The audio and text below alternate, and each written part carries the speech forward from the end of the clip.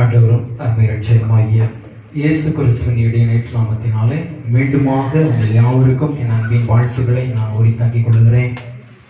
மீண்டுமாக உங்கள் மத்தியிலே நான் கடந்து வரவும், ஆண்டவருடைய வார்த்தை உங்கள் மத்தியிலே கொடுக்கவும் தேவன் எனக்கு கிருபை பாராட்டி இருக்கிறார். அதை நினைத்து நான் ஆண்டவருக்கு நன்றி செலுத்துகிறேன். ஹல்லேலூயா, ஹல்லேலூயா.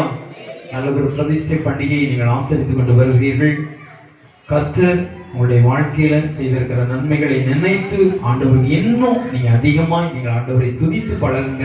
கர்த்தருடைய வாழ்க்கையில பெரிய காரியங்களை செய்வார். என்னை நான் மீண்டுமாக உங்கள் யாவரை வாழ்த்துகிறேன். அதோடு மாத்திரம் என்னை அன்பை அழைத்த திருச்சபையின் போதகர், திருச்சபையின் சபை ஊழியர், திருச்சபையின் மூப்பர்கள், திருச்சபையின் பிள்ளைகள் யாவருக்கும் என் இயேசுவின் நாமத்தினாலே அன்போடு கூட என் வாழ்த்துக்களை நான் உரித்தாக்கிக் கொள்ளுகிறேன். தொடர்ந்து தலையை தாழ்த்தி நாம் ஜெபிப்போம். கர்த்தர் நம்மோடு கூட பேசும்படிக்காக,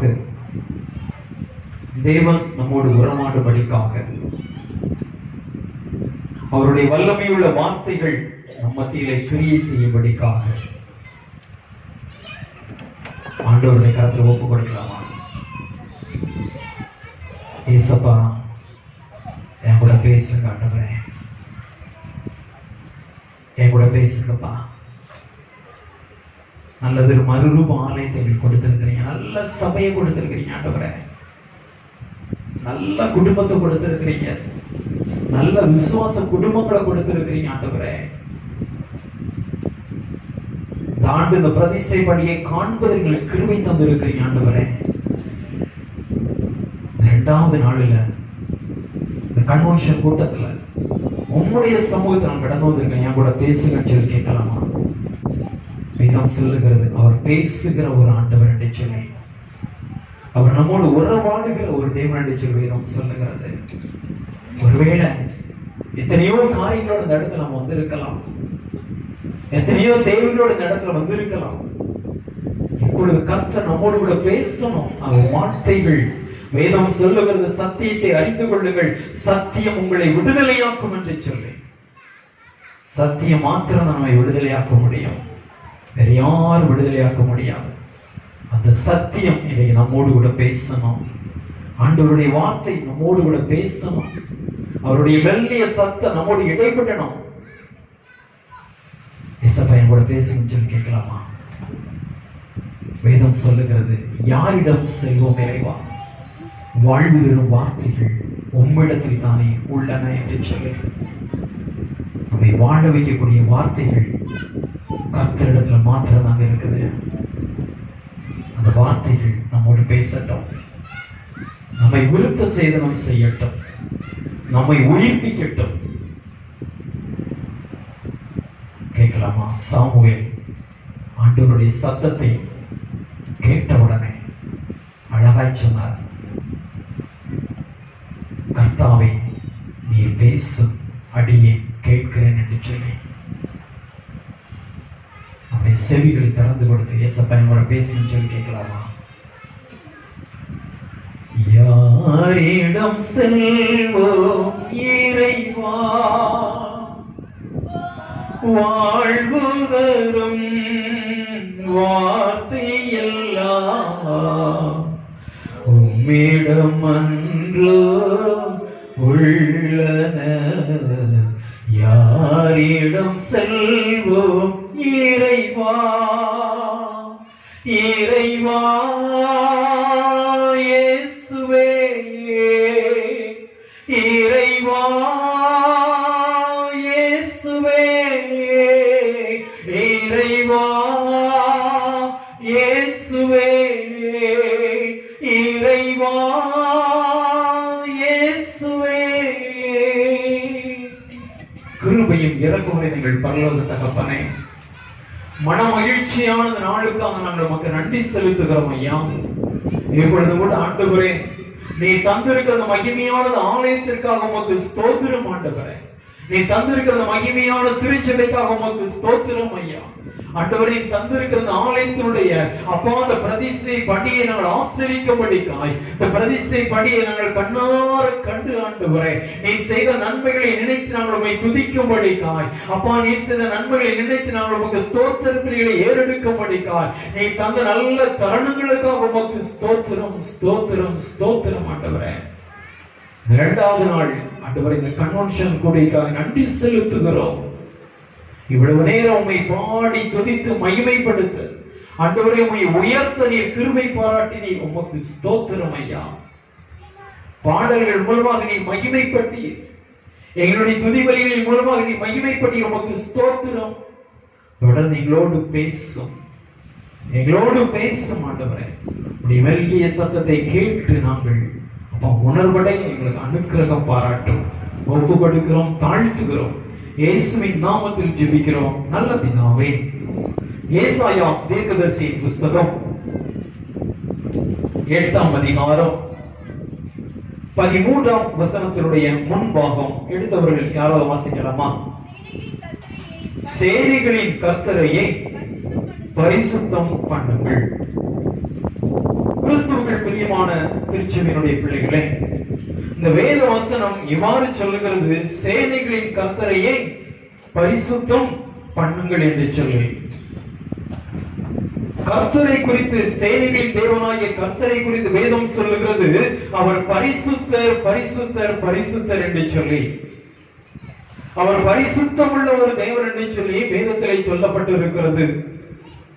தூதர் சேனைகளால் ஒவ்வொரு நிமிடமும் ஒவ்வொரு நொடி பொழுதும் பரிசுத்தர் பரிசுத்தர் பரிசுத்தர் என்று சொல்லி அந்த துதி பலிகளை ஏறெடுத்து ஆண்டவரை துதிக்கிற அவர் பரிசுத்தம் உள்ள ஒரு தேவனாக நம்முடைய ஆண்டவர் இருக்கிறார் என்று சொல்லி வேதத்திலே நாம பார்க்கிறோம். நான் பரிசுத்தர் ஆகியால் நீங்களும் பரிசுத்தராய் இருங்கள் என்று சொல்லி வேதத்திலே சொல்லப்பட்டிருக்கிறத நாம பார்க்கிறோம். பிரியமான தேவனுடைய பிள்ளைகளே, அவர் பரிசுத்தத்தை மாத்திரமே விரும்புகிற ஒரு தேவனாக இருக்கிறார். பரிசுத்தத்தை மாத்திரமே விரும்புகிற ஒரு தேவனாக இருக்கிறார். பரிசுத்தங்களின் மத்தியிலே வாசம் பண்ணுகிற ஒரு தேவனாக இருக்கிறார். இன்னைக்கு அந்த ஆண்டவர் நம்மை பார்த்து சொல்லுகிறார், நீங்கள் என்ன செய்யுங்க, பரிசுத்தம் பண்ணுங்கள். சேனைகளின் கர்த்தரையை பரிசுத்தம் பண்ணுங்கள் என்று சொல்லி இந்த வேத வசனம் சுட்டி காட்டுகிறது. நம்முடைய ஆண்டவர் எல்லா சூழ்நிலைகளிலும் எல்லா காரியங்களிலும் பரிசுத்தத்தை மாத்திரமே விரும்புகிற ஒரு தேவனாக இருக்கிறார். யாத்திராகமத்தினுடைய புஸ்தகம் 3ஆம் அதிகாரம் 5வது வசனத்தை வாசித்து பார்க்கிற பொழுது அங்கே சொல்லப்பட்டிருக்கிறது, மோசேயை பார்த்து சொல்ற, நீ நிற்கிற இடம் பரிசுத்த பூமி, ஆகவே உன் காலில் இருக்கிற பாதரட்சி நீ கழட்டி போடு. என் சமூகத்துக்கு வருகிறதுக்கு முன்பாக உன் காலில் இருக்கிற பாதரட்சி, அழுக்கான அந்த பாதரட்சி நீ கழட்டி போடுமா, நீ நிற்கிற இடம் பரிசுத்த பூமி என்று சொல்லி. ஒருவேளை தேவன் தனக்கு முன்பாக இருக்கக்கூடிய அந்த இடத்தை கூட, அவர் நிற்கக்கூடிய அந்த இடத்தை கூட அவர் பரிசுத்தமா இருக்க வேண்டும் என்று சொல்லி விரும்புகிற ஒரு தேவனாக இருக்கிறார். வேதத்திலே சொல்லப்பட்டிருக்கிறது பரிசுத்தமான ஓய்வு நாள் என்று சொல்லி. ஒவ்வொரு காலங்களையும் ஒவ்வொரு நாளங்களையும் ஒவ்வொரு நாட்களையும் பரிசுத்தமாய் ஆசரிக்க வேண்டும் என்று சொல்லி வேதம் நமக்கு கற்றுக் கொடுத்து கொண்டு இருக்கிறது. அந்த அளவுக்கு பரிசுத்தத்தை காலங்களிலும் நேரங்களிலும் ஒவ்வொரு நொடி பொழுதிலும் பரிசுத்தத்தை விரும்புகிற ஆண்டவர் நம்முடைய ஆண்டவராக இருக்கிறார். சபைகளில பரிசுத்தம், பலிபீடத்துல பரிசுத்தம், காணிக்கைகளில பரிசுத்தம், இப்படிப்பட்ட எல்லா காரியத்திலையும் அவர் பரிசுத்தத்தை விரும்புகிற ஒரு தேவனாக இருக்கிறார். யாத்திராகமம் 28ஆம் அதிகாரம் 2வது வசனத்திலே சொல்லப்படுகிறது, ஆரோனை பிரதிஷ்டை பண்ணும்போது சொல்லப்படுகிறது, அந்த வஸ்திரம் பரிசுத்தமாக இருக்க வேண்டும் என்று சொல்லி. ஒருவேளை இருக்கிற இடம் பரிசுத்தமாக இருக்க வேண்டும், சபை பரிசுத்தமாக இருக்க வேண்டும், பலிபீடம் பரிசுத்தமாக இருக்க வேண்டும், காணிக்கைகள் பரிசுத்தமாக இருக்க வேண்டும், வஸ்திரங்கள் பரிசுத்தமாக இருக்க வேண்டும். அவர் உலாவுகிற பாளையம், ஒருவேளை நாம் தங்கி இருக்கக்கூடிய இல்லம் கூட பரிசுத்தமாக இருக்க வேண்டும் சொல்லி விரும்புகிற ஒரு தேவன் இன்னைக்கு நம்மை பார்த்து சொல்லுகிறார், நீங்கள் சேனைகளின் தேவனாகிய கர்த்தரையை பரிசுத்தம் பண்ணுங்கள் என்று சொல்லி. பரிசுத்தத்தை விரும்புகிற ஒரு தேவனை நாம் எப்படி பரிசுத்தம் பண்ண முடியும்? அவர் பரிசுத்தத்தை மாத்திரமே அணிந்திருக்கிறார். அதை மாத்திரமே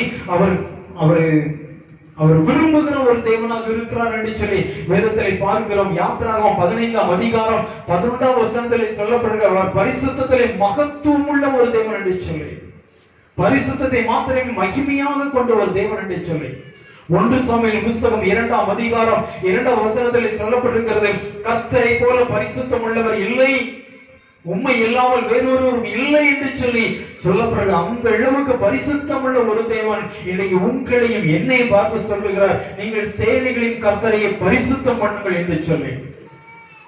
நம்மளால பரிசுத்தம் பண்ண முடியுமா? அந்த பரிசுத்தமுள்ள ஒரு தேவனை இன்னைக்கு பரிசுத்தம் பண்ண சொல்லி சொல்லுகிறார் அப்படின்னு சொன்னா ஏன் சொல்றார்? எதனால நம்மை பார்த்து சொல்லுறார், நீங்கள் என்னை பரிசுத்தம் பண்ணுங்கள் என்று சொல்லி. ஒருவேளை நாம தங்கி இருக்கிற வீடுகளை எடுத்துக் கொள்ளுவோம், அல்லது அந்த ஆலயத்தை நாம எடுத்துக்கொள்ளுவோம். ஒருவேளை சிறு பிள்ளைகள் வந்து நிற்கிற பொழுது ஒரு காலம் எடுத்து வச்சுட்டாங்க அப்படின்னு சொன்னா அந்த காலத்தை அப்படியே பதிந்து இருக்கும். நமக்கு கோபம் வரும், நம்ம எரிச்சல் வரும். இந்த இடத்தை அசுத்தமாக்கிட்டாங்களே அப்படின்னு சொல்லிட்டு அந்த இடத்தை எப்படி அதை தொடச்சணும் அப்படின்னு சொல்லி நம்ம விரும்புவோம். அப்படித்தானே இன்னைக்கு நாமும் கூட சில வேளைகளில சில காரியங்களின் மூலமாக சேனைகளின் தேவனாகிய கர்த்தரை நாம் அசுசைப்படுத்திக் கொண்டிருக்கிறோம், அவரை வேதனைப்படுத்திக் கொண்டிருக்கிறோம், அவரை துக்கப்படுத்திக் கொண்டிருக்கிறோம், அவரை பாரப்படுத்திக் கொண்டிருக்கிறோம். அதனால சொல்ற, நீங்கள் சேனைகளின் தேவனாகிய கர்த்தரை பரிசுத்தம் பண்ணுங்கள் என்று சொல்லி. பிரியமான தேவனுடைய பிள்ளைகளை, நாம் எப்படி தேவனை பரிசுத்தம் பண்ண முடியும்? நாம் எப்படி தேவனை பரிசுத்தம் பண்ண முடியும்? சில காரியங்களை மாத்திரம் நான் உங்கள் முன்பாக வைக்க நான் ஆசைப்படுகிறேன். எடுத்தவர்கள் வாசிக்கலாம். எண்ணாகமத்தினுடைய புஸ்தகம் 20ஆம் அதிகாரம். எண்ணாகமம் 20ஆம் அதிகாரம் 12வது வேத வசனம். எடுத்தவர்கள் வாசிங்க பார்க்கலாம். பின்பு கர்த்தர் மோசேயையும் ஆரோனையும் நோக்கி, இஸ்ரவேல் புத்திரரின் கண்களுக்கு முன்பாக என்னை பரிசுத்தம் பண்ணும்படி நீங்கள் என்னை விசுவாசியாமல் போனபடியினால் இந்த சபையாருக்கு நான் கொடுத்த தேசத்திற்குள் நீங்கள் அவர்களை கொண்டு போவதில்லை என்றார் என்று சொல்லப்பட்டிருக்கிறது. இங்க மோசேயும் ஆரோனையும் பார்த்து தேவன் சொல்லுகிறார், இந்த ஜனங்களுடைய கண்களுக்கு முன்பாக நீங்கள் என்னை பரிசுத்தம் பண்ணவில்லை, நீங்கள் என்னை அசுசைப்படுத்திக் கொண்டிருக்கிறீர்கள், நீங்கள் என்னை அழுக்காக்கி கொண்டிருக்கிறீர்கள், நீங்கள் என்னை பரிசுத்தம் பண்ணுங்கள் என்று சொல்லி அங்க மோசேயும் ஆரோனையும் குறித்து அங்க தேவன் சொல்லுகிறார். இந்த சம்பவங்களை நீங்க வாசித்து பாத்தீங்க அப்படின்னு சொன்னா எல்லாருக்கும் தெரிந்த ஒரு சம்பவம் தான். அங்க சீனா என்று சொல்ற இந்த வனாந்தரத்தில் அவர் நடந்து வருகிற பொழுது அங்க நீங்க பாத்தீங்கன்னு சொன்னா அங்க இஸ்ரவேல் ஜனங்கள் முறுமுறுக்கிறாங்க. மோசேயை பார்த்து ஆரோனை பார்த்து முறுமுறுக்கிறாங்க. நாங்கள் எகிப்தில் எவ்வளவு அழகாய் வாழ்ந்து கொண்டு வந்தோம், அங்க எங்களுக்கு எல்லாம் இருந்துச்சு, எங்களுக்கு நல்ல ஆகாரம் இருந்தது, எங்களுடைய தேவைகள் எல்லாம் சந்திக்கப்பட்டது, இன்னைக்கு உங்களை நம்பி நாங்க இன்றைக்கு வந்தோம். ஆனா இந்த வனாந்தரத்தில் நாங்கள் வருகிற பொழுது இன்னைக்கு என்ன இருக்குது, எங்களுக்கு குடிப்பதற்கு தண்ணீர் இல்லை, தண்ணீர் இல்லாமல் நாங்கள் செத்து கொண்டு இருக்கிறோம், எங்கள் ஆடு மாடுகள் எங்கள் பிள்ளைகள் எங்கள் குடும்பங்கள் எல்லாம் மறிக்க போகிறது, நாங்கள் தொடர்ந்து கொண்டிருக்கிறோம் என்று சொல்லி மோசேயும் ஆரோனையும் பார்த்து அவர்கள் புலம்பி அழுகிற பொழுது, அவர்களை பார்த்து முறுமுறுக்கிற பொழுது, இங்கே மோசே தேவனுடைய சமூகத்தில் போய் முழங்கால் படிட்டு ஜெபிக்கிறார். தேவனுடைய சமூகத்தில் அந்த காரியங்களை கொண்டு போகிறார். அப்ப கர்த்தர் சொல்லுகிறார், உன்னுடைய கையில் இருக்கிற கோலை எடுத்துக்கொண்டு நீ போய் செய்ய வேண்டிய ஒரு காரியம் என்ன அப்படின்னு சொன்னா, அந்த கண்மலையை பார்த்து நீ என்ன செய்யணும்? பேசணும். கண்மலையை பார்த்து நீ பேசு, அப்பொழுது தண்ணீர் புறப்பட்டு வரும் என்று சொல்லி அந்த மோசேயை பார்த்து கர்த்தர் சொல்லுகிறார். ஆனா இந்த மோசே செய்த ஒரு காரியம் என்ன அப்படின்னு சொன்னா எல்லாருக்கும் நன்றாகவே தெரியும். தன்னுடைய கையில் இருந்த கோலினால் அந்த கண்மலையை ஓங்கி 2 தரம் அடிக்கிறார் என்று சொல்லப்பட்டிருக்கிறது. பிரியமான தேவனுடைய பிள்ளைகளே, தேவனுடைய திட்டம் என்ன? தேவன் சொல்றார், நீ பேசு, கண்மலையை பார்த்து பேசு, தண்ணீர் புறப்பட்டு வரும் என்று சொன்ன பொழுது இங்கே மோசே செய்கிற காரியம் ஓங்கி அடிக்கிறார். காரணம் என்ன? என்ன காரணம்? இந்த ஜனங்கள் முறுமுறுக்கிறார்கள், இந்த ஜனங்கள் மோசேக்கு நேராக திரும்புகிறார்கள். நாங்கள் எகிப்தில எவ்வளவு ஆசீர்வாதமா இருந்தோம், நாங்க எப்படி இருந்தோம், எவ்வளவு ஆசீர்வாதமான வாழ்க்கைக்குள்ளாக நாங்க இருந்து கொண்டிருந்தோம், ஆனால் நீங்கள் என்னை இப்படி வனாந்தரத்தில் நடத்தி வந்துட்டீங்க, இன்னைக்கு இப்படிப்பட்ட கஷ்டத்துக்கு மத்தியில் நாங்கள் இருக்கிறோம் என்று சொல்லி அவர்கள் முறுமுறுத்த உடனே ஏற்கனவே அநேக காரியங்களை கடந்து வந்ததுனால, மோசே அநேக முறுமுறுப்புகள் மத்தியில கடந்து வந்ததுனால இப்ப மோசேக்கு ஒரு கோபம் வருது. தேவனிடத்துல போய் சொல்றாரு, கர்த்தர் சொல்லி பேசுப்பான்னு சொல்றாரு. இவனுக்கு ஆச்சரியமா இருக்கு, எப்படி நான் பேசுறது? பேசினா தண்ணி வருமா? ஒரு அவிவிசுவாசமான ஒரு சிந்தனைகள் மோசைக்குள்ளே கடந்து வருகிறது. ஆண்டவர் சொன்ன வார்த்தைகள் மேல நம்பிக்கை இல்லாமல், தேவன் சொன்ன வார்த்தைகள் மேல விசுவாசம் இல்லாமல், பேசு என்று சொன்ன வார்த்தையை கேட்காம அங்க ஓங்கி அடிக்கிறார். அதனாலதான் சொல்றாரு, இந்த ஜனங்களுக்கு முன்பாக நீங்கள் என்னை விசுவாசியாதபடியினாலே. மோசையை பார்த்து ஆரோனை சொல்லி, நீங்கள் என்ன விசுவாசிக்கலப்பா. நான் பேசுன்னு சொன்னேன், நீ என்ன விசுவாசிக்கல. நான் பேசுன்னு சொன்னேன், நீ நம்பல. ஆனா அடிக்கிற ஓங்கி. காரணம் என்ன? கோபம், எரிச்சல், முறுமுறுப்பு. இந்த ஜனங்கள் இப்படி என்ன படாய்படுத்திக் கொண்டு இருக்கிறார்கள் என்று சொல்லி, பிரியமான தேவனுடைய பிள்ளைகளை, இன்னைக்கு அநேக வேளைகளில நாம் செய்து கொண்டிருக்கிற காரியம் இதுதான். தேவனை அநேக வேளைகளில நாம் அசுசைப்படுத்தி கொண்டிருக்கிறோம், தேவனை பாரப்படுத்தி கொண்டிருக்கிறோம், தேவனை வேதனைப்படுத்தி கொண்டிருக்கிறோம். எப்படி என்று சொன்னால், இன்னைக்கு நம்முடைய குடும்பத்தினுடைய காரியங்களை எடுத்துக் கொள்கிறோம். ஏதோ ஒரு காரியங்களை ஒரு சொல்லுவாங்க, ஒரு கணவன் மனைவிக்குள்ள இருக்கலாம், பிள்ளைகள் பெற்றோருக்கு மத்தியில இருக்கலாம். ஒரு காரியத்தை சொல்லுகிற பொழுது ஒரு கோபம் வருகிறது, ஒரு முறுமுறுப்பு வருகிற பொழுது, எப்படி நான் இந்த காரியத்தை செய்ய முடியும்? எப்படி நான் முடியும்? என்னுடைய தேவைகள் எப்படி இருக்கிறது? என்னுடைய பலவீனங்கள் எப்படி இருக்கிறது? நான் இப்படிப்பட்ட சூழ்நிலை இருக்கிறேனே, இது எப்படி முடியும் என்று சொல்லி தேவன் மேல நம்பிக்கை இல்லாமல் நாம் முறுமுறுக்கிறோம் என்று சொன்னால், தேவன் மேல நம்பிக்கை இல்லாமல், தேவன் மேல விசுவாசம் இல்லாமல், நாம் பிள்ளைகள் மேலேயோ தன்னுடைய குடும்பத்தின் மேலே நம்ம கோபப்படுகிறோம் அப்படின்னு சொன்னா, வேதம் சொல்லுகிற, நீங்கள் என்ன செய்யல? என்னை விசுவாசிக்கல, நீங்கள் என்னை பரிசுத்தம் பண்ணல, என் மேல நம்பிக்கை இல்லைன்னு சொல்லி சொல்றார். பிரியமான தேவனுடைய பிள்ளைகளே, ஒருவேளை இன்னைக்கு நமக்கு என்ன எல்லாமே கோபம் இன்னைக்கு அளவுக்கு மீறி இருந்து கொண்டு இருக்கிறது. சொல்லுவாங்க, மூக்குக்கு மேல கோபம் இருக்குன்னு சொல்லி சொல்லுவாங்க. பிரியமான தேவனுடைய பிள்ளைகளே, வேத வார்த்தை நமக்கு எத்தனையோ வாக்குத்தத்தங்களை கொடுத்திருக்கிறது. அவர் இல்லாததையும் இருக்கிறவைகளை போல மாற பண்ணுகிற ஆண்டவர். அவர் அற்புதங்களையும் அடையாளங்களையும் செய்கிற ஒரு ஆண்டவர். எத்தனையோ வாக்குத்தத்தங்களை கர்த்தர் நமக்கு கொடுத்திருக்கிறார். அந்த வார்த்தைகள் மேல எத்தனை பேருக்கு எனக்கு நம்பிக்கை இருக்கிறது? பிரியமான தேவனுடைய பிள்ளைகளே, ஜனவரி மாதம் 1ஆம் தேதி ஆயிடுச்சு அப்படின்னு சொன்னா, வேகமா ஆலயத்தின் முன்பகமா ஓடி போய் வாக்குத்தத்தங்களை எடுத்துக்கொண்டு வருகிறோம். ஒவ்வொரு மாதமும் 1ஆம் தேதி ஆலயத்தில் நடக்கக்கூடிய வாக்குத்தத்த ஆராதனை ஓடி வருகிறோம். கர்த்தர் என்ன பேச போகிறாங்க, என்னோடு என்ன உறவாட போகிறாங்க என்று சொல்லி அந்த வார்த்தைகளை கேட்கும்படியாய் ஓடி வருகிறோம். ஆனால் அந்த வார்த்தைகளை எப்படி நாம் விசுவாசிக்கிறோம்? எப்படி நம்ம உள்ளத்தின் ஆழத்தை நாம் வைத்திருக்கிறோம்? சிந்தித்து பார்க்க வேண்டும். பெரியமான தேவனுடைய பிள்ளைகளை, கர்த்தர் 1ஆம் தேதி உங்களுக்கு ஒரு வார்த்தை கர்த்தர் கொடுத்திருக்கிறார் என்று சொன்னா, இன்றைக்கு என் ஆண்டவர் என்னோடு பேசி இருக்கிறார், இந்த வார்த்தையை கர்த்தர் கொடுத்திருக்கிறார், இதன்படி என்னை நிச்சயம் நடத்துவார் என்கிற நம்பிக்கை, விசுவாசம் உங்களுக்குள்ள எப்பொழுது என்ன செய்யணும்?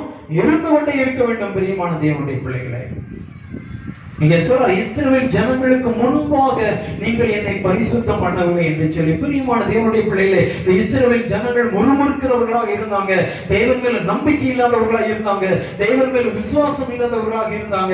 ஒருவேளை இன்றைக்கு நம்மை பார்த்து கர்த்தர் சொல்லுகிறார், இன்னைக்கு இந்த திருச்சபையில, இந்த மறுரூப ஆலயத்துல, இந்த இடத்துல கர்த்தர் உங்களை தெரிந்திருக்கிறார் என்று சொன்னால், உங்களை சுற்றி இருக்கக்கூடிய இந்த ஜனங்களுக்கு முன்பாக நீங்கள் எப்படிப்பட்டவர்களாய் வாழ்ந்து கொண்டிருக்கிறீர்கள்? எப்படிப்பட்டவர்களாய் வாழ்ந்து கொண்டிருக்கிறீர்கள்? தேவன் மேல நம்பிக்கை நாம் வாழ்ந்து கொண்டிருக்கிறீர்களா? அப்படின்னு சொன்னா, இந்த ஜனங்களுக்கு முன்பாக நீங்கள் என்னை பரிசுத்தம் பண்ணவில்லை என்று சொல்லி கர்த்தர் சொல்லுகிறார். ஹல்லேலூயா, ஹல்லேலூயா. அறியாத ஜனங்களுக்கு முன்பாக ஒரு சாட்சியை நிற்க வேண்டியவர்கள் நீங்களும் நானும். மோசே பார்த்து சொன்னார், இஸ்ரவேல் ஜனங்களுக்கு முன்பாக நீ என்னை பரிசுத்தம் பண்ணவில்லை, என் வார்த்தை நீ விசுவாசிக்கல, நம்பல, ஏற்றுக்கொள்ளவில்லை, இவர்களுக்கு முன்பாக நீ என்னை கரைபடித்து விட்டா என்று சொல்லி சொல்றார். பிரியமான தேவனுடைய பிள்ளைகளை, எந்த திருச்சபையில கர்த்தர் உங்களை வைத்திருக்கிறார் என்று சொன்னால், நீங்கள் நானும் தேவனுடைய சமூகத்திற்கு முன்பாக ஒவ்வொரு நாளும் சாட்சி உள்ளவர்களாய் வாழ வேண்டும். ஹல்லேலூயா, ஹல்லேலூயா.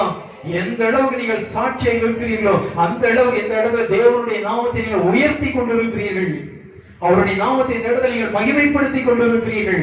நீங்கள் எந்த அளவுக்கு தேவனுடைய நாமத்தை உயர்த்துகிறீர்களோ, எந்த அளவுக்கு நீங்கள் சாட்சியுள்ள வாழ்க்கையை வாழ்கிறீர்களோ, அதுதான் சுவிசேஷமாய் மாறும் என்பதை தயவு செய்து யாரும் மறந்துவிடக் கூடாது. அதுதான் சுவிசேஷம்.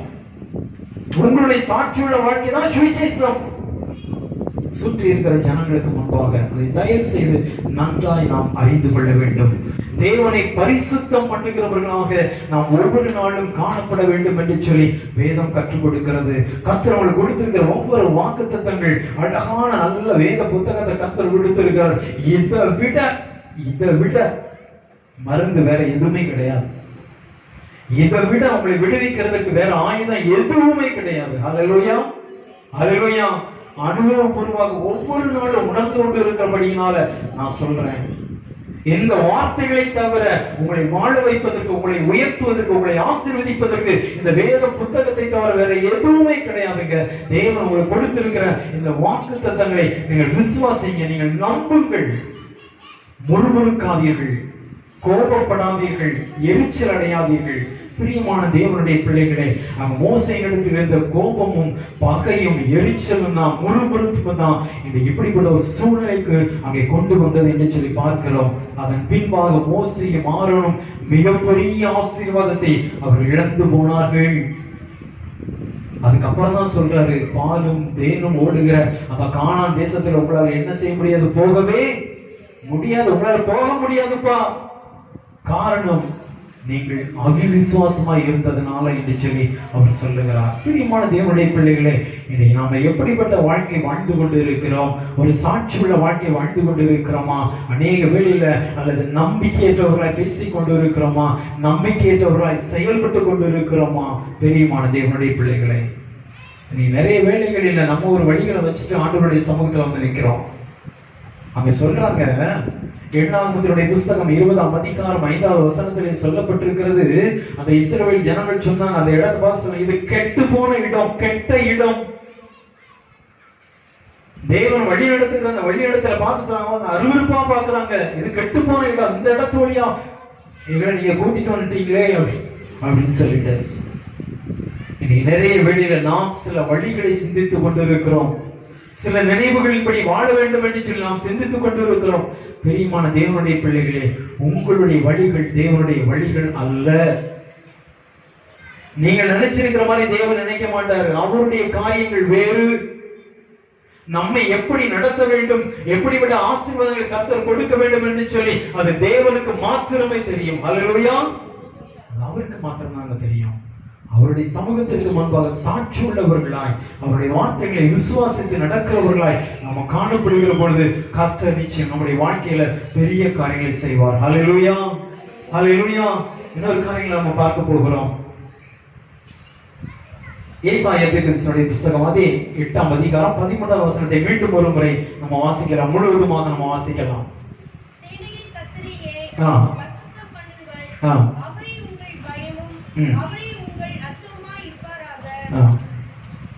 இங்க சொல்லப்பட்டிருக்கிறது, சேனைகளின் கர்த்தரையை பரிசுத்தம் பண்ணுங்கள், அவரே உங்களுக்கு பயமும் உங்களுக்கு அச்சமுமா இருப்பாராக என்று சொல்லி சொல்ல. 12வது வசனம், இந்த ஜனங்கள் கட்டுப்பாடு என்று சொல்லுகிறதை எல்லாம் கட்டுப்பாடு என்று சொல்லாமலும் அவர்கள் பயப்படுகிற பயத்தின்படி நீங்கள் பயப்படாமலும் கலங்காமலும் தொடர்ச்சியா சேனைகளின் கர்த்தரையே பரிசுத்தம் பண்ணுங்கள், அவரே உங்கள் பயமும் அவரே உங்கள் அச்சமுமாய் இருப்பாராக. அழகான, ரொம்ப பிடிச்சமான வேத வசனம் எனக்கு. இந்த ஜனங்கள் கட்டுப்பாடு என்று சொல்லுகிறதை எல்லாம் நீங்கள் கட்டுப்பாடு என்று சொல்லாமலும், அவர்கள் பயப்படுகிற பயத்தின்படி நீங்கள் பயப்படாமலும் கலங்காமலும் இருந்து சேனைகளின் கர்த்தரையே பரிசுத்தம் பண்ணுங்கள். இன்னைக்கு நிறைய கட்டுப்பாடு இல்லையா? சாஸ்திரங்கள், சம்பிரதாயங்கள் இன்னைக்கு கிறிஸ்துவத்திற்குள்ளாக நாளுக்கு நாள் பெருகிக் கொண்டிருப்பது ரொம்ப வேதனையான ஒரு காரியம். கர்த்தர் சொல்றாரு, அவங்க செய்யறாங்க, நான் செய்யறேன் இல்ல, அவர்களுக்கும் நமக்கும் வித்தியாசம் அதிகம் உண்டு. ஹல்லேலூயா. மற்றவர்கள் செய்வது போல நான் செய்கிறேன் அல்ல. நீங்கள் தேவனுடைய பிள்ளைகள், நீங்கள் தேவனுடைய புத்திரர்கள், நீங்கள் தேவனால் தெரிந்து கொள்ளப்பட்டவர்கள். அவர்கள் சில கட்டுப்பாடுகளை வைத்திருக்கலாம், அவர்கள் நல்ல நாட்களை பார்க்கலாம், நல்ல காலங்களை பார்க்கலாம், நேரங்களை பார்த்து கொண்டிருக்கலாம். நம்முடைய ஆண்டவர் அப்படிப்பட்டவர் அல்ல. நம்முடைய ஆண்டவர் காலங்களிலும் பரிசுத்தத்தை விரும்புகிற ஒரு தேவன் என்பதை நாம் மறந்துவிடக் கூடாது. இன்னைக்கு நிறைய காரியங்கள் அப்படிதான் நடந்து கொண்டு இருக்கிறோம். பிரியமான தேவனுடைய பிள்ளைகளே, தேவன் இந்த பூமியை படைத்த பொழுது 6 நாட்களையே நல்லதாகவே கண்டார். 7வது நாளை அவர் ஓய்வு நாள் என்று சொல்லி சொன்னார். அவர் எந்த நாளையும் அவர் ஆகாத நாள் என்று சொல்லி அவர் சொல்லவே இல்லை. பிரியமான தேவனுடைய பிள்ளைகளே, இன்றைய நாட்களை, இன்றைக்கு காலங்களை நாம் நியமித்துக் கொண்டிருக்கிறோம். இப்படித்தான் இருப்போம். இது எந்த நேரம், இது எந்த நேரம், இது எந்த நேரம்? யார் சொன்னது உங்களுக்கு? யார் சொன்னது? யார் சொன்னது?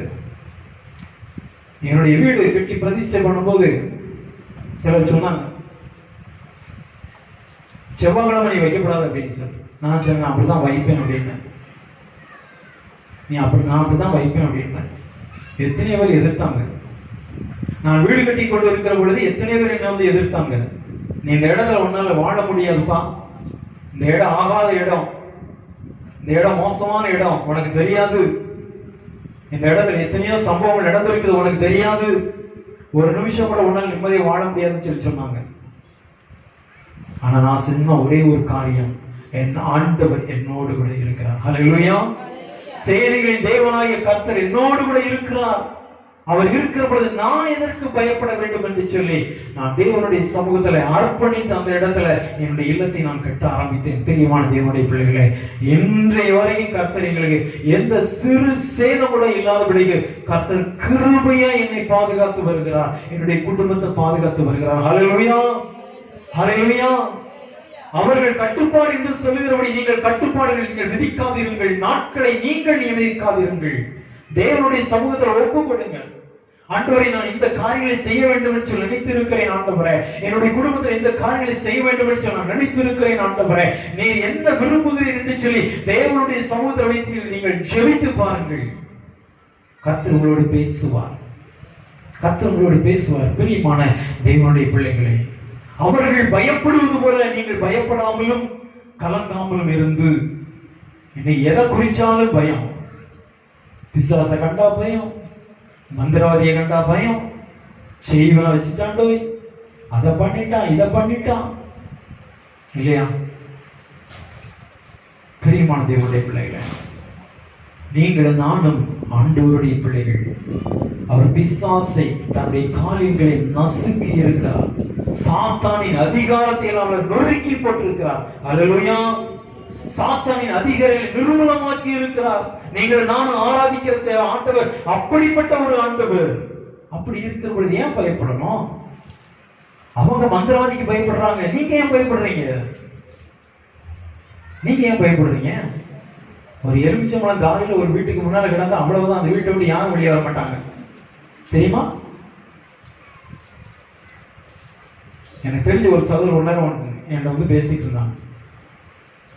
ஆண்டவரை சொந்த ரட்சகராக, ஆண்டவரை அறியாத மகனாக இருந்து சொந்த ரட்சகராக ஏற்றுக்கொண்டிருக்கிறாங்க.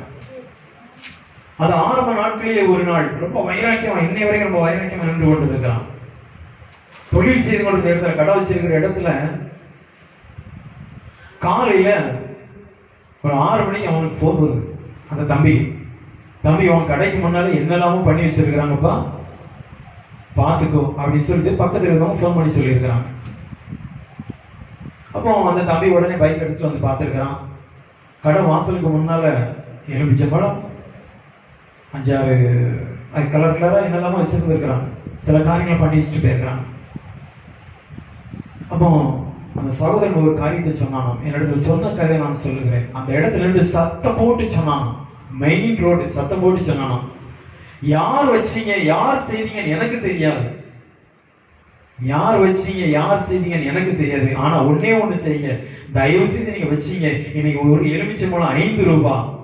அந்த எலுமிச்சம்பழத்தை வெட்டி வச்சதான் வச்சுட்டேன், அது மேல ஒரு பொடியை ராகி வச்சுட்டேன், நான் ஒரு ஜூஸாவது போட்டு குடிச்சிருப்பேன், இப்படி வம்பாக்கிட்டேன்னு சொல்லி சத்தம் போட்டு சொன்னான்.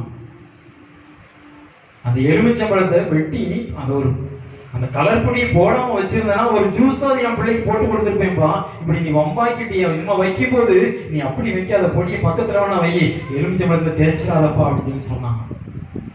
இன்னைய வரைக்கும் அதே இடத்துல தம்பி கடை வச்சிருக்கிறான். இன்னைய வரைக்கும் கர்த்தர் அவனை ஆசீர்வதித்து கொண்டுதான் இருக்கார். ஹல்லேலூயா. சாத்தானின் அதிகாரத்தை தேவன் மிதித்திருக்கிறார். மறந்துடக்கூடாது. அதனாலதான் பாட்டு படிச்சோம், சாத்தானின் அதிகாரம் எல்லாம் என் தேவன் பறித்து கொண்டார் என்று சொல்லி. ஹல்லேலூயா. வேதம் சொல்லுகிறது, உனக்கு விரோதமாய் உருவாக்கப்படும் எந்த ஆயுதமும் வாய்க்காதே போதும். எதுவும் வாய்க்காது, உங்களை தொட முடியாது எதுவும். நீங்கள் நானும் சேனைகளின் தேவனாகிய கர்த்தருடைய பிள்ளைகள். மறந்துடக்கூடாது, மறந்துடக்கூடாது. நிறைய நேரம் அதெல்லாம் மறந்துடும், நிறைய நேரம் மறந்துடும். என்ன அழகாய் ஒரு வேத வசனம் சொல்லுகிறது, விசுவாசிக்கிறவர்களால் நடக்கும் அடையாளங்கள். அவனை என்ன அடையாளம் சொல்லப்பட்டிருக்கு தெரியுமா? என்ன அடையாளங்கள் சொல்லப்பட்டிருக்குது? கட்டுகளை அறுப்பீர்கள், பிசாசுகளை துரத்துவீர்கள். எவ்வளவு பெரிய அதிகாரம் நமக்கு கர்த்தர் கொடுத்திருக்கிறார். இன்னைக்கு அதை கண்டு நம்ம பயப்படுறோம் அப்படின்னு சொன்னா தேவன் மேல நமக்கு நம்பிக்கை இல்லைன்னு அர்த்தம். இந்த வார்த்தைகளில் நமக்கு விசுவாசம் இல்லைன்னு அர்த்தம். எப்படி நீங்க கட்டுகளா இருக்க முடியும்? உங்களால உங்க குடும்பத்தில் இருக்கிற பிரச்சனையை உங்களால மாற்ற முடியாதுங்க. தயவு செய்து நன்றாய் அறிந்து கொள்ள வேண்டும். கர்த்தர் நல்ல அதிகாரத்தை கர்த்தர் கொடுத்திருக்கிறார். இயேசுவின் நாமத்துல போனா அது போகணும். அந்த அதிகாரம் உங்க இடத்துல இருக்கிற அந்த சிறு பிள்ளைகள் இருந்து வயதான முதியவர்கள் வரைக்கும் அந்த அதிகாரத்தை கர்த்தர் கொடுத்திருக்கிறார். ஹல்லேலூயா. செய்ய வேண்டிய ஒரே ஒரு காரியம், என் இயேசு என் ஆண்டவர் என்னோடு கூட இருக்கிறார். பிசாசின் கட்டுகளை என்னால் அறுக்க முடியும். நம்பிக்கையோடு நீங்க ஜெபித்தீங்கன்னு சொன்னா அந்த இடத்துல கர்த்தர் அற்புதங்களை செய்வார். கட்டுகளோடு வருகிறவர்களுக்கு கர்த்தர் அற்புதங்களை செய்வார். ஹல்லேலூயா, ஹல்லேலூயா. பிரியமான தேவனுடைய பிள்ளைகளே, நாம் இதை மற்றவர்கள் போல நாம் பயப்படக்கூடாது. மற்றவர்கள் கலங்குவது போல நாம் கலங்கக்கூடாது. மற்றவர்களுக்கு நமக்கு வித்தியாசம் இருக்கிறது என்பதை நாம் அறிந்து கொள்ள வேண்டும். வேதவசனம் அழகாய் சொல்கிறது, எந்த ஜனங்கள் கட்டுப்பாடு என்று சொல்லுகிறதை எல்லாம் நீங்கள் கட்டுப்பாடுமாய் இருப்பாராக. அழகாய் சொல்லப்பட்டு இருக்கிறது. பிரியமான தேவனுடைய பிள்ளைகளே, இன்னொரு காரியங்களை குறித்து நம்ம பார்க்க போகிறோம். லேவியராகமம் 10ஆம் அதிகாரம் 3வது வேதவசனம். லேவியராகமம் 10ஆம் அதிகாரம் 3வது வேதவசனம்.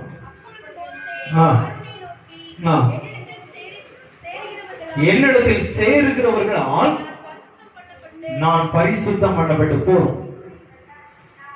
அங்க மோசே ஆரோனை பார்த்து அங்க சொல்றார், ஒரு வார்த்தை வரும், என்னிடத்தில் சேருகிறவர்களால் நான் பரிசுத்தம் பண்ணப்படுகிறேன். கர்த்தர் சொல்றார், என்கிட்ட யாரெல்லாம் வர்றாங்களோ அவங்க மூலமாக நான் பரிசுத்தம் பண்ணப்படுகிறேன் என்று சொல்லி அங்க கர்த்தர் சொல்லுகிறத நம்ம பார்க்க முடியும். பிரியமான தேவனுடைய பிள்ளைகளை, தேவனிடத்தில் சேருகிறவர்கள் யார்? அப்ப யார் தேவனிடத்தில் சேருகிறவர்கள்? யார் தேவனிடத்தில் சேருகிறவர்கள்? எபிரேயரின் புஸ்தகம் எபிரேயர் 11ஆம் அதிகாரம் 6வது வேதவசனத்திலே சொல்லப்பட்டிருக்கிறது. எடுத்தவர்கள் வாசிங்க பார்க்கலாம்.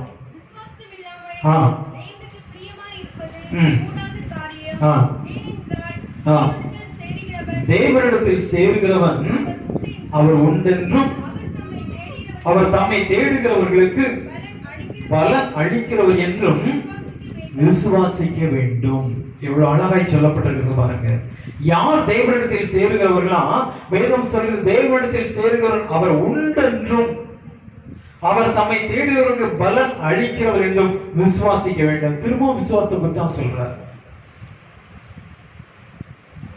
ஆண்டவரை தேடி நாம் வருகிறோம், ஆண்டவரை ஆராதிக்கும்படியே நாம் கடந்து வருகிறோம். அவர் இருக்கிறார், உண்மை விசுவாசிக்கணும். அவரிடத்துல வந்திருக்கிறேன், அவருடைய சமூகத்தில் நான் ஜெபித்து இருக்கிறேன், அவருடைய சமூகத்தில் நான் விண்ணப்பத்தை வைத்திருக்கிறேன்.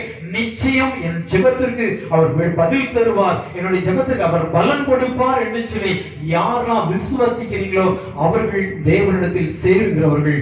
தேவனிடத்தில் சேருகிற நீங்கள் தேவனை பரிசுத்தம் பண்ணுகிறீர்கள். அல்லேலூயா, அல்லேலூயா.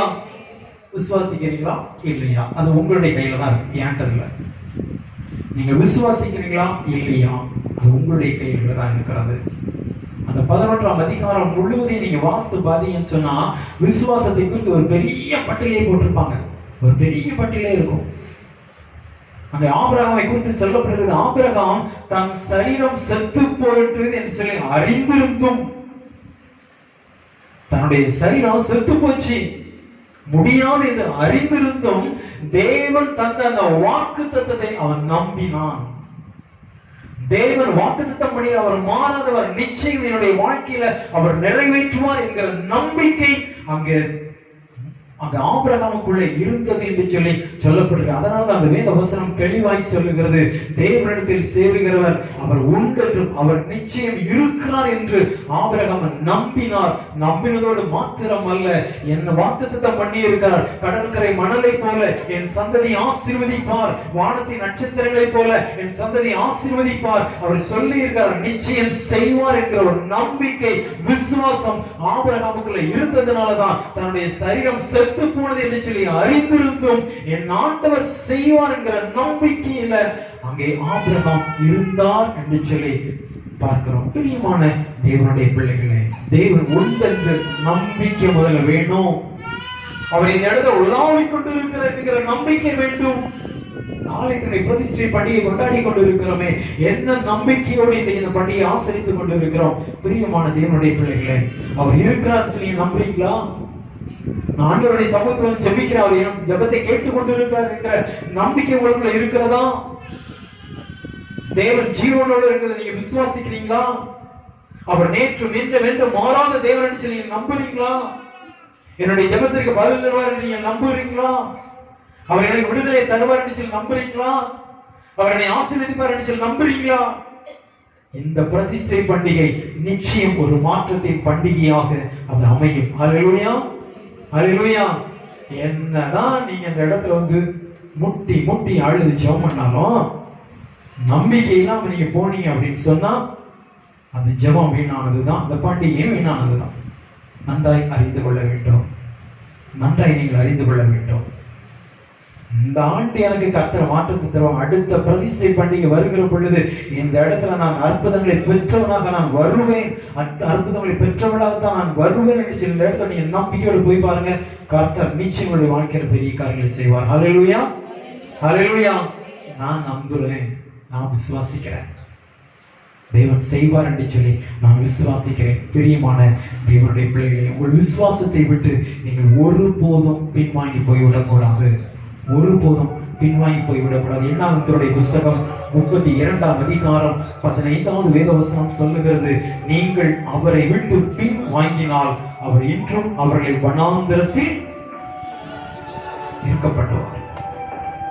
அவரை விட்டு பின் வாங்கிட்டீங்க, நம்பிக்கை இல்லையா? வேதம் சொல்லுகிறது பாத வனாந்திரம் தான், நான் சொல்லல, வேதம் கற்றுக் கொடுக்கிறது. அவரை விட்டு பின்வாங்கினால் வனாந்திரமான வாழ்க்கை தான். மீண்டும் எப்படி வந்தீங்களோ அப்படிதான் போயிட்டு இருப்பீங்க. தேவனை பரிசுத்தம் மன்னிப்பாங்க. இன்றைக்கு ஒரு மாற்றத்தை தேவன் இன்றைக்கு விரும்புகிறார். ஒருவேளை நீங்க கோபப்படுறீங்களா, எரிச்சல் பண்றீங்களா, முறுமுறுக்கிறீங்களா, கர்த்தர் மாற்றத்தை விரும்புகிறார். இந்த ஜனங்களுக்கு முன்பாக சாட்சி இல்லாமல் வாழ்ந்து கொண்டு இருக்கிறோமா, சாட்சி உள்ளவர்களை மாறி பாருங்க, கர்த்தர் மாற்றத்தை நிச்சயம் தருவார். ஹல்லேலூயா. ஒரு விசுவாச வாழ்க்கையை நம்ம வாழ வேண்டும் என்று சொல்லி வேதம் விரும்புகிறது.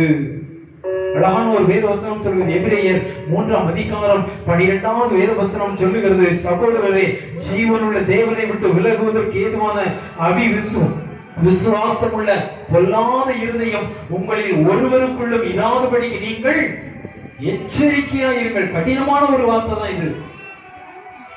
அவிசுவாசமான இருதயம் உங்களில் இல்லாதபடிக்கு ரொம்ப எச்சரிக்கையா கவனமா இருங்க என்று சொல்லி வேதம் கற்றுக் கொடுக்கிறது.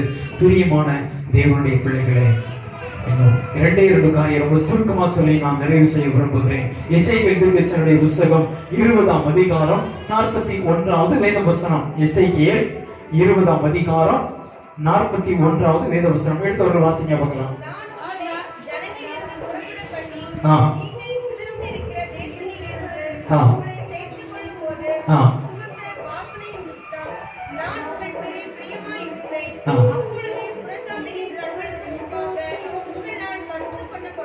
அழகாய் வேதவசனம் சொல்லுகிறது, நான் உங்களை ஜனங்களிலிருந்து புறப்பட பண்ணி நீங்கள் சிதறண்டு இருக்கிற தேசங்களில் உங்களை சேர்த்துக் கொள்ளும் பொழுது சுகந்த வாசனை நிமித்தம் நான் உங்கள் மேலில் பிரியமாய் இருப்பேன். அப்பொழுது புறஜாதிகளின் கண்களுக்கு முன்பாக உங்களால் பரிசுத்தம் பண்ணப்படுவேன். சுகந்த வாசனையை தேவன் விரும்புகிறார்.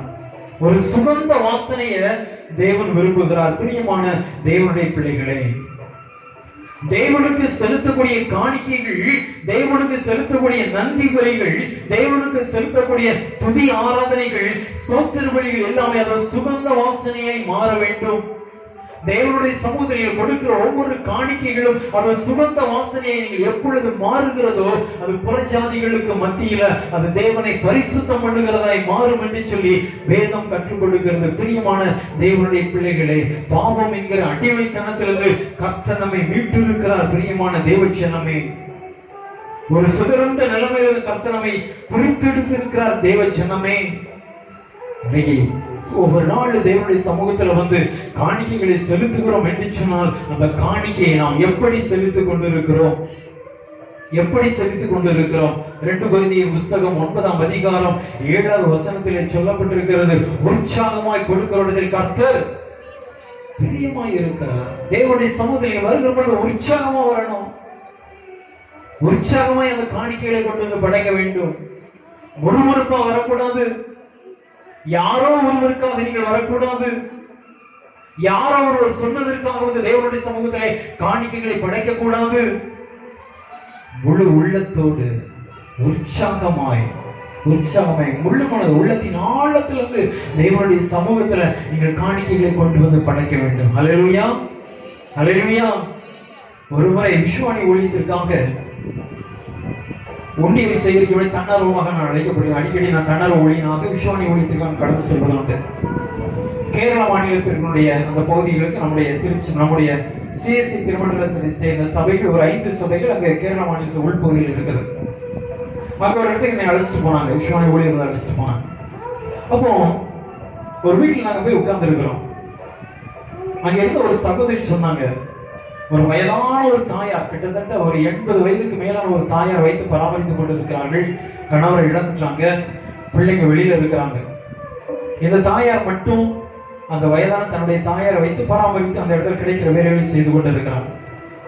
அப்போ ஒரு காரியத்தை சொன்னாங்க, ஐயா எங்களுக்கு ஒரு உண்டியல் இருக்குது, இது இன்னொரு கொண்டு வந்த உண்டியல் பல வருடங்களாகிறது, எனக்கு தெரிந்து 13 வருடங்களுக்கு மேலாகிறது ஐயா. இந்த உண்டியல் இருக்கிற காணியை நீங்கள் எடுத்துட்டு போங்க அப்படின்னு சொல்லி சொன்னாங்க. சரிமா அப்படின்னு சொல்லி சொன்னாங்க.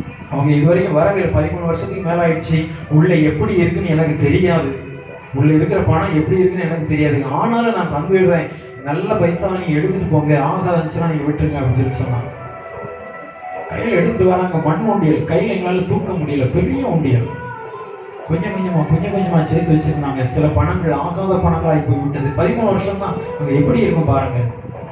உற்சாகமா கொண்டு வந்து கொடுத்தாங்க. எங்களுக்கு ஆச்சரியமாக இருந்தது. ஆயிரக்கணக்கான ரூபாய் அதில் இருந்துச்சு. பிரியமான தேவனுடைய பிள்ளைகளை, நான் எப்பவும் அடிக்கடி நான் நினைத்து பார்ப்பது உண்டு. அந்த தாயார் பாருங்க, 13 வருடமானாலும் என் ஆண்டவருக்கு செலுத்துகிற காணிக்கையை நான் உற்சாகமாய் நான் தேவனுக்கு படைக்க வேண்டும் என்று சொல்லி எந்த அளவுக்கு உறுதியா இருந்திருக்கிறாங்க பாருங்க. பக்கத்தில் இருக்கக்கூடிய ஆலங்குளத்துக்கு பக்கத்தில் இருக்கக்கூடிய ஒரு இடத்துக்கு அதே போல நாங்க இன்னொரு நாள் போயிருந்தோம். அப்பவும் ஒரு அருமையான ஒரு தகப்பனார் ஒரு உண்டியல வாய் பேச முடியாது, அவங்களுக்கு துணைவியார் இல்ல, பிள்ளைகள் யாருமே கிடையாது, எந்த ஆதரவும் கிடையாது, கிடைக்கிற வேலையில பார்த்து கொண்டு இருக்கிறாங்க. நல்ல ஒரு இல்லத்தை கட்டி வச்சிருக்கிறாங்க, நல்ல வீடு, வாய் பேச முடியல. உண்டியல் காணிங்க கலர் மட்டும் கொண்டு வந்து காமிக்கிறாங்க, இந்த கலரா அப்படின்னு சொல்லிட்டு விஸ்வானி ஒளிந்து உண்டியல எடுத்துக்கலாம். இதே போல அந்த தாயார், கேரள மாநில தாயார் சொன்னது போல அவங்க சொன்னாங்க, கொஞ்சம் நில்லுங்க அப்படின்னு சொல்லி சொன்னாங்க. உன்னை என்ன சொல்லுங்க ஆச்சரியமா தெரியல, என்ன சொல்றாங்கன்னு புரியல. வேகமா உள்ள போய் உண்டியல் எடுத்துட்டு வந்தாங்க. அப்ப அவங்களும் சொன்னாங்க, பல மாசம் ஆயிடுச்சுயா, யாருன்னே தெரியாது, தயவு செய்து கொண்டு போயிருங்க, 1000 ஐயா, தயவு செய்து கொண்டு போயிருங்கன்னு சொல்லி அவர் தன்னுடைய அந்த அசைவின் மூலமாக எங்களுக்கு பேசிக் கொண்டு இருக்கிறார். உள்ள பிரிச்சு பார்க்கிறோம், அந்த காணிக்கைகள், அநேக காணிக்கைகள் வீணாய் போய்விட்டது. உண்மையிலே சொல்றேன், அந்த இடத்துல என் கண்ணில் அவ்வளவு கண்ணீர் வந்துச்சு. ஆண்டவருக்காக நான் கொடுக்க வேண்டும் என்று சொல்லி பல வருடங்களாக காத்திருந்த அந்த தாயாரை, தகப்பனாரை பார்க்கிற பொழுது ரொம்ப சந்தோஷம். பிரியமான தேவச்சனமே, இன்னைக்கு ஆண்டவருடைய சமூகத்துக்கு வருகிற பொழுது நாம் இன்னைக்கு எப்படி வருகிறோம்? உற்சாகமாய் வருகிறோமா? இன்னைக்கு நிறைய பேர் முறுமுறுப்பாய் வருகிறோம். சிலர் காணிக்கை கொண்டு வருகிறது ஏதோ கடமைக்காக கொண்டு வந்து வச்சுட்டு போறாங்க. நீங்க 50 காசு தேவனுடைய சமூகத்துல கொண்டு வந்து படைச்சாலும் போதும், உள்ளத்தினால் இந்த உற்சாகமா நீங்க கொடுத்து பாருங்க. தேவனுக்கு தேவை உங்களுடைய காணிக்கைகள் ஐஸ்வர்யமும் அல்ல, பொன்னும் வெள்ளியும், அது தேவனுடையது. ஐஸ்வர்யம் கர்த்தருடையது. ஹல்லேலூயா. கொடுக்கிறத உற்சாகமாய் முழு மனதோடு கொடுத்து பாருங்க. அதுதான் சுகந்த வாசனை, அதுதான் சுகந்த வாசனை. பிரியமான தேவனுடைய பிள்ளைகளை, எப்படி நாம் ஆண்டவருடைய சமூகத்துக்கு வந்து கொண்டு இருக்கிறோம்? பாவமான கரங்களை தயவு செய்து கொண்டு வராதீங்க. நான் திரும்பவும் சொல்றேன், தயவு செய்து வட்டிக்கு வாங்கிடுறது, கடன் வாங்கிடுறீங்க, ஆலயத்துல கொண்டு கொடுக்கணும்னு அவசியமே இல்லை. அது சுகந்த வாசனை அல்ல. அது கர்த்தர் ஏற்றுக்கொள்ளவே மாட்டார். நீங்க யார் எப்படி சொன்னாலும் சரி, நான் என்னுடைய கர்த்தர் எனக்கு கொடுத்த காரணம் நான் சொல்றேன், தயவு செய்து கர்த்தருக்கு காணிக்கை கொடுக்கிறது வட்டிக்கு வாங்கி கொண்டு, கடன் வாங்கி கொண்டு தேவனுடைய சமூகத்தில் தயவு செய்து படைக்காதீங்க. தயவு செய்து படைக்காதீங்க.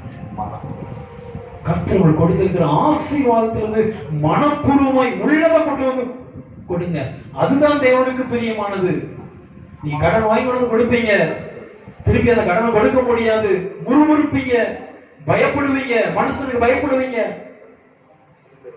தேவன் விரும்ப மாட்டார். தயவு செய்து நன்றாய் அறிந்து கொள்ள வேண்டும் பிரியமான தேவனுடைய பிள்ளைகளை. எத்தனை இடங்களை நான் கண்ணார பார்த்ததுனால அந்த வேதனையோடு நான் சொல்லிக் கொண்டிருக்கிறேன், வேதனையோடு சொல்லிக் கொண்டிருக்கிறேன். சில சொல்லுவாங்க, இந்த காரியத்துக்காக நான் வட்டிக்கு வாங்கி கொண்டு கொடுத்தேன், எனக்கு கட்ட முடியல அப்படின்னு சொல்லிட்டு. ரொம்ப வேதனையான காரியங்க. அதனால பொருத்தனை பண்ணுவது பார்த்து பொருத்தனை பண்ணணும் தேவனுடைய சமூகத்திற்கு. பிரியமான தேவனுடைய பிள்ளைகளை, கர்த்தர் நம்முடைய கரங்களை சுகந்த வாசனையை விரும்புகிறார். ஹல்லேலூயா, ஹல்லேலூயா. ஒருவேளை நீங்க இந்த மாதிரி காரியங்களை செய்து நீங்க முறுமுறுத்து அழுதுகிட்டு இருப்பீங்கன்னு சொன்னா, உங்களுக்கு பக்கத்தில் இருக்கிற அறியாத பிள்ளைகள் என்ன சொல்லுவாங்க தெரியுமா? என்ன சொல்லுவாங்க தெரியுமா? கேலி பண்ணுவாங்க, கர்த்தருடைய நாமத்தை தூஷிப்பாங்க. மறந்துடக்கூடாது, உங்களின் நிமித்தம் கர்த்தருடைய நாமம் தூஷிக்கப்படும். கொண்டு கொடுத்துட்டு நீங்க வட்டி வாங்கி கொண்டு கொடுத்து நீங்க அழுதுட்டு இருக்கிற பாரு, இது தேவையா சொல்லுவாங்க. அது தேவையில்லைங்க. தேவனுடைய கோபாக்கியனுக்கு இடம் கொடுத்து விடாதீர்கள். பிரியமான தேவனுடைய பிள்ளைகளை, ஆபேலும் காணிக்கை கொடுத்தார், காயினும் காணிக்கையை தான் கொடுத்தாங்க, காயினும் காணிக்கையை தான் கொடுத்தாங்க. ஏற்றுக்கொண்டது ஆபேலுடைய காணிக்கை மாத்திரம் ஏற்றுக்கொள்ளப்பட்டது. காரணம் என்ன? காயினிடத்துல முறுமுறுப்பு, ஒரு கோபம், ஒரு எரிச்சல், தன்னுடைய சகோதரன் மேல ஒரு காரியம், அவனுக்குள்ள ஒரு எரிச்சல் இருந்து கொண்டிருந்தபடியினால்தான் காயினுடைய காணிக்கைகள் ஏற்றுக்கொள்ளப்படவில்லை. தயவு செய்து நன்றாக அறிந்து கொள்ள வேண்டும். கர்த்தர் சுகந்த வாசனை இன்றைக்கு விரும்புகிறார். பிரியமான தேவனுடைய பிள்ளைகளே, இன்னும் ஒரே ஒரு காரியத்தில் பார்த்து நாம் நிறைவு செய்ய போகிறோம். 1 பேதுருவின் புஸ்தகம் 3ஆம் அதிகாரம்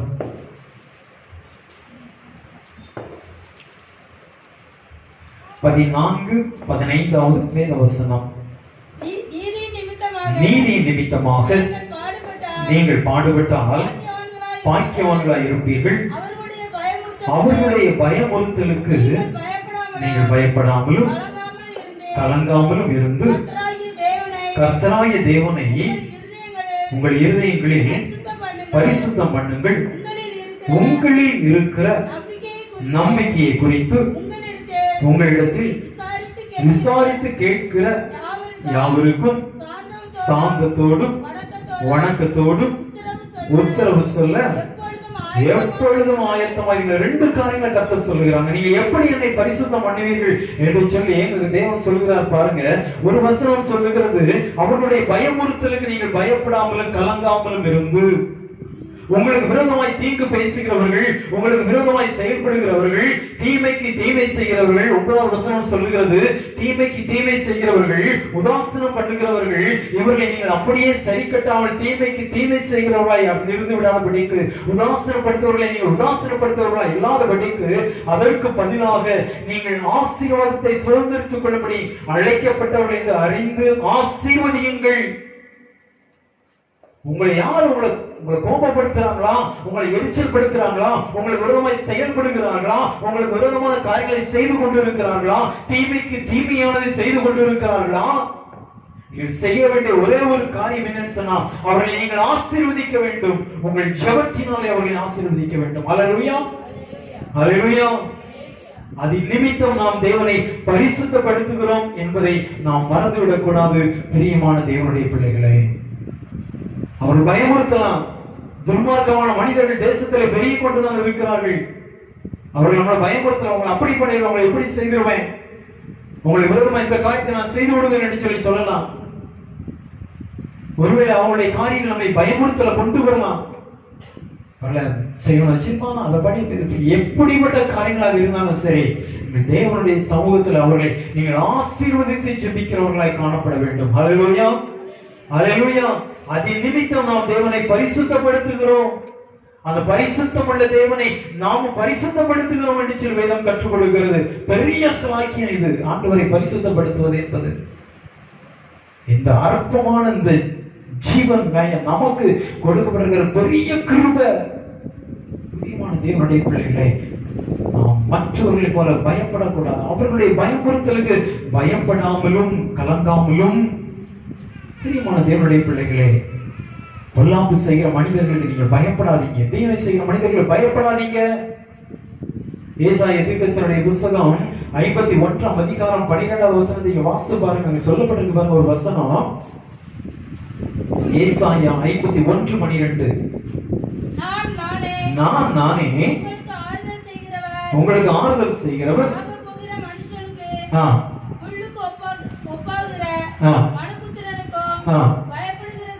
பயப்படுகிறதற்கும்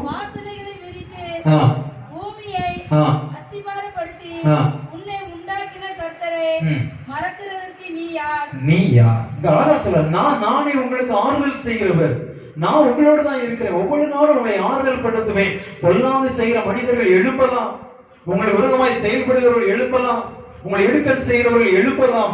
ஆனால் வேதம் சொல்கிறது, நானே உங்களுக்கு ஆறுதல் செய்கிறவர். சாக போகிற மனுஷனுக்கும் புல்லுக்கு ஒப்பாகிற மனுஷனுக்கும் பயப்படுகிறதற்கு நீ யார்? புல்லுக்கு ஒப்பான ஒரு மனுஷன் பாவங்கள்லாம், அவங்களுக்கு நீ ஏன் பயப்படுறீங்க? நீங்கள் ஆண்டவரின் சேனைகள். நான் அந்த பாடல் தாண்ட முதல்ல அந்த முதல் மேற்பகுதி நான் வச்ச சேனைகளாய் துதிப்போம் சொல்லி அந்த வசனம், அந்த வார்த்தையை கர்த்தர் எனக்கு கொடுத்தான். கர்த்தர் என்ன கொடுத்தான்? சேனைகளாய் துதிப்போம். நீங்களும் நானும் தேவனுடைய சேனைகள். ஹல்லேலூயா. ஆண்டவருடைய பிள்ளைகள், ஆண்டவருடைய புத்திரர்கள். பிரியமான தேவனுடைய பிள்ளைகளே, புல்லுக்கு ஒப்பாகிற மனுஷனுக்கு பயப்படுகிறது நீ யார்? கர்த்தரை மறக்கிறதுக்கு நீ யார் என்று சொல்லப்பட்டு இருக்கிறது. புல்லுக்கு ஒப்பான மனுஷனுக்கு நம்ம பயப்படுறோம்னு சொன்னா நாம் தேவனை மறந்து விடுகிறோம் என்பதுதான் உண்மை.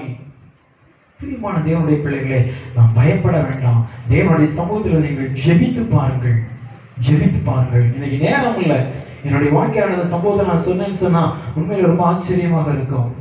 அவ்வளவு அழகாய் கர்த்தரை நடத்தினார். யாரெல்லாம் எனக்கு எதிராக பேசினாங்க, யாரெல்லாம் எனக்கு எதிராக செயல்பட்டார்களோ அவர் எல்லாரையும் நான் கொண்டு போன ஒரே இடம் ஆண்டவருடைய சமூகம் மாத்திரமா. கொண்டு போய் நான் வச்சு ஜெபம் பண்ணிட்டு வந்துடுறேன். ஏசப்பா அந்த வாரம் இப்படிலாம் பண்ணிட்டு போறாங்க, எனக்கு தெரியாது, நீங்க பாத்துக்கிடுங்க, நீங்க பாத்துக்கிடுங்க அப்படின்னு சொல்லிட்டு எப்பெல்லாம் ஆண்டவருடைய சமூகத்தில் ஒவ்வொரு காரியத்தை நான் ஜெபித்து கொண்டிருந்தேனோ அப்பொழுதெல்லாம் கர்த்தர் ஒவ்வொரு காரியத்தையும் தரிசனமா எனக்கு வெளிப்படுத்தி கொண்டிருந்தார். ஹல்லேலூயா.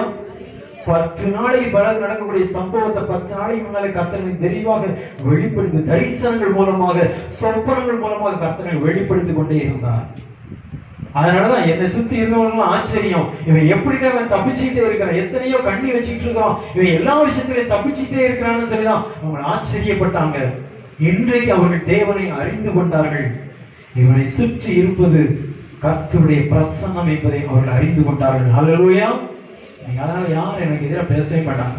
கர்த்தர் அந்த அளவுக்கு கர்த்தரை மாற்றி வைத்திருக்கிறார். காரணம், என் ஆண்டவரை நாம் என் தேவனாக சொந்த ரட்சகராக நான் வைத்திருக்கிறபடினாலே. ஹல்லேலூயா, ஹல்லேலூயா.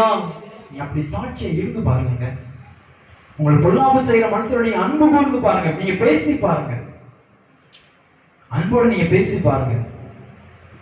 சுற்றி இருக்கிற ஜனங்கள் கேட்பாங்க, எப்போ உனக்கு விரோதமா பேசினானா, உனக்கு விரோதமா செயல்பட்டானே, உனக்கு இப்படிப்பட்ட காரியத்தை செய்யல, நீ அவங்க கிட்டவே இன்னும் அன்பா பேசிட்டு இருக்கிறிய, அவங்களை நேசிக்கிறேன்னு சொல்லி சொல்லுவாங்க. அப்ப நீங்க சொல்லணும், ஏசப்பா என் கூட இருக்கிறாங்க, என் ஆண்டவர் என் கூட இருக்கிறார், என்னை நடத்துகிற ஆண்டவர் என் கூட இருக்கிறார், அவர் அன்பு செய்ய சொல்லி இருக்கிறார், நான் அதனால அன்பு செய்ய நீங்க சொல்லி பாருங்க.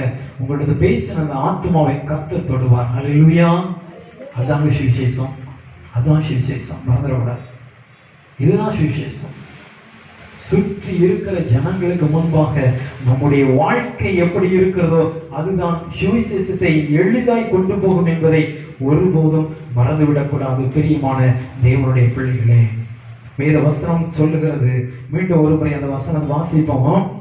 15வது வசனம், கர்த்தராகிய தேவனை, 1 பேதுரு 3ஆம் அதிகாரம் 15வது வசனம், கர்த்தராகிய தேவனை உங்கள் இதயங்களில் பரிசுத்தம் பண்ணுங்கள், உங்களில் இருக்கிற நம்பிக்கையை குறித்து உங்களிடத்தில் விசாரித்து கேட்கிற யாவருக்கும் சாந்தத்தோடும் வணக்கத்தோடும் உத்தரவு சொல்ல எப்பொழுதும் ஆயத்தமா இருக்கணும். எப்ப யார் வந்து உங்கள்கிட்ட கேட்டாலும் எப்படி நீங்க இப்படி இருக்கிறீங்க, எப்படி இந்த மனுஷன் உங்களுக்கு விரோதமா செயல்பட மனுஷன் இப்படி நீங்க ஆசை இப்படி அன்பு கூறுகிறீங்கன்னு சொல்லி கேட்டா எப்பவும் சொல்லணும், என் ஆண்டவர் என் கூட இருக்கிறாருப்பா, ஆயத்தமா இருக்கணும்.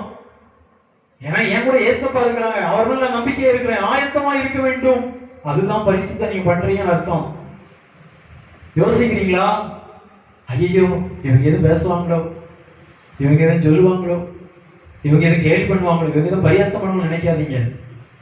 எப்பொழுதும் ஆண்டவரை குறித்து, தேவன் உங்களுக்கு செய்த நன்மைகளை குறித்து, தேவன் உங்களுடைய வழி நடத்துற ஒவ்வொரு காரியங்களை குறித்து யார் உங்களிடத்துல வந்து கேட்டாலும் சரி, நீங்கள் சொல்வதற்கு எப்பொழுதும் ஆயத்தம் உள்ளவர்களாய் காணப்பட வேண்டும். அவர்கள் தான் தேவனை பரிசுத்தம் பண்ணுகிறார்கள். ஹல்லேலூயா, ஹல்லேலூயா. ஆயத்தம் உள்ளவர்களாய் இருக்கிறோமா? தேவனை பரிசுத்தமான யாரெல்லாம் இன்றைக்கு ஆயத்தம் உள்ளவர்களாய் இருக்கிறீர்கள்? பிரியமான தேவனுடைய பிள்ளைகளே, இந்த பிரதிஷ்டை பண்டிகை 2வது நாளில கர்த்தர் நம்மோடு கூட அநேக காரியங்களை பேசிக் கொண்டிருக்கிறார்.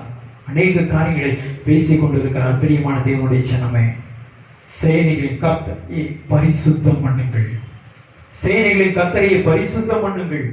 மிகப்பெரிய கிருபை இது, நமக்கு மிகப்பெரிய கிருபை, மிகப்பெரிய கிருபை.